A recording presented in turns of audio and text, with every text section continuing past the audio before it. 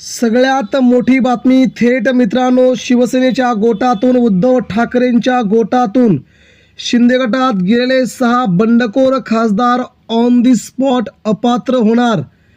मित्रांनो, सगळ्यात मोठी बातमी सध्या समोर येत आहे। उद्धव ठाकरेंनी अखेर आपला बाण टाकला आणि शिंदे गटामध्ये गेलेले 6 बंडखोर गद्दार खासदार यांना मात्र त्याचा जबरदस्त फटका बसलाय।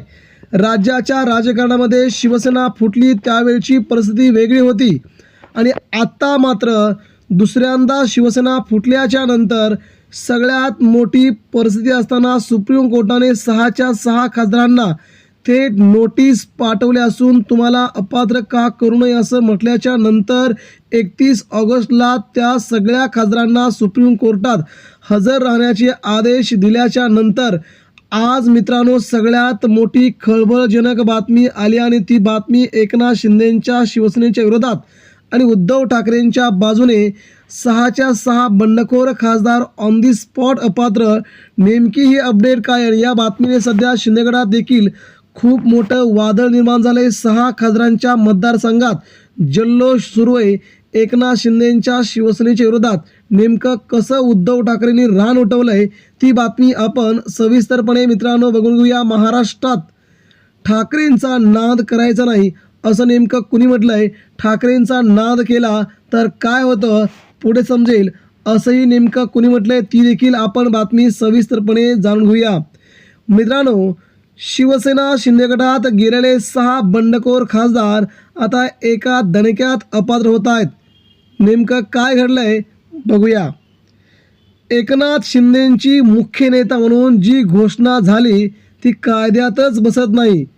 पात्र अपात्रतेचा निर्णय 3 सदस्यीय खंडपीठ घेईल। ही शिवसेनेची आता सध्या सुरू असलेली सुप्रीम कोर्टात लढाई। परंतु सध्या मात्र महाराष्ट्रात वेगळं वातावरण घडतंय। पुणे शिवसेना पक्ष कुणाचा, निवडणूक चिन्ह कुणाचे यावर सध्या सर्वोच्च न्यायालयात सुनावणी सुरू आहे। सध्या ठाकरे गटाकडून ज्येष्ठ वकील कपिल सिब्बल हे युक्तिवाद करत आहेत। त्यांच्या युक्तिवादाचा आजचा 5वा दिवस। या युक्तिवादामध्ये कपिल सिब्बल यांनी शिंदे गटाला चांगलंच कोंडीत पकडलं असून निवडणूक आयोग, विधानसभा अध्यक्षांनी पक्षपाती निर्णय घेतलाय हे सिब्बल यांनी सर्वोच्च न्यायालयापुढे मांडलं। आपल्या या युक्तिवादादरम्यान त्यांनी शिवसेना पक्षाच्या घटनेत मुख्य नेता पद असे पद नाही असा दावा केला। त्यांच्या दाव्यानंतर एकनाथ शिंदेंची शिवसेना त्यांचा पक्ष अडचणीत सापडलाय असा सवाल त्यांनी केलाय। कायद्यातील नियम यावर भाष्य केलंय त्यांनी। सुनावणीचा अर्थ आणि भविष्यात काय होऊ शकतं हे सोप्या शब्दात सांगितलंय। ज्यावेळी उद्धव ठाकरेंच्या अध्यक्षतेखाली पद मिळत होते तोपर्यंत कुणालाच काही आक्षेप नव्हता। आज न्यायालयात सादिक अली खटल्याचा उल्लेख आला। हा खटला 1971 साली समोर आला होता। सादिक अली केसवेळी पक्षांतर्गत बंदी कायदा नव्हता। मूळ पक्ष कुणाचा ते आमदारांच्या संख्येबळावर ठरू नये हे सादिक अली केसमध्ये सांगण्यात आले होते अशी माहिती सरोद यांनी दिली। तसेच नुकतेच बंडखोरी करून शिंदे गटात गेलेल्या 6 खासदारांविषयी त्यांनी आपलं सगळ्यात मोठं भाष्य केलंय। शिवसेनेचे जे 6 खासदार शिंदे गटात गेलेत ते ऑन दी स्पॉट अपात्र ठरतील अशी स्थिती आहे असा मोठा दावा, खळबळ उडून देणारा दावाही त्यांनी केला आहे। नेमकं त्यांना काय म्हणायचं आहे मित्रांनो? एकनाथ शिंदे मुख्य नेता म्हणून जी घोषणा झाली ती कायद्यातच बसत नाही। पात्र अपात्रतेचा निर्णय 3 सदस्यीय खंडपीठ घेईल। एकनाथ शिंदेंच्या विरोधात सगळी कागदपत्र आहेत। सत्य आता झाकले जाऊ शकत नाही। अशा पद्धतीनं सुनावणी सुरू राहिली तर पुढील 15 ते 20 दिवसात या प्रकरणाची सुनावणी संपेल असा अंदाज सरोद यांनी व्यक्त केला आणि भविष्यात एकनाथ शिंदेंच्या विरोधात हा निकाल लागेल। तो निकाल लागतानाच उद्धव ठाकरेंच्या शिवसेनेमधून 6 बंडखोर खासदार यांच्या विरोधात देखील निकाल लागणार असून शिवसेना उद्धव ठाकरेंचे संसदीय विधिमंडळ नेते असणारे अरविंद सावंत हे उद्धव ठाकरेंकडेच असल्या कारणाने त्यांनी त्या सगळ्या खासदारांना व्हीप जारी केला।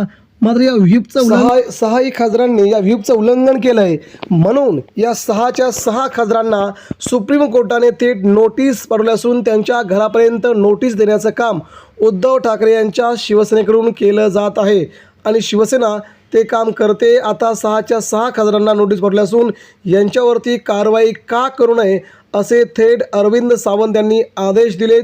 त्यामुळे 6च्या 6 पैकी खासदार अपात्र होऊन शिंदे सेनेला सुप्रीम कोर्टाकडून दुसरा मोठा धक्का बसू शकतो, तो देखील 15 दिवसाच्या आत. एकतर शिवसेना पक्षचिन्ह उद्धव ठाकरेंकडे येईल आणि नंतर या 6 खासदारांचा निर्णय ठाकरेंच्या बाजूने लागेल.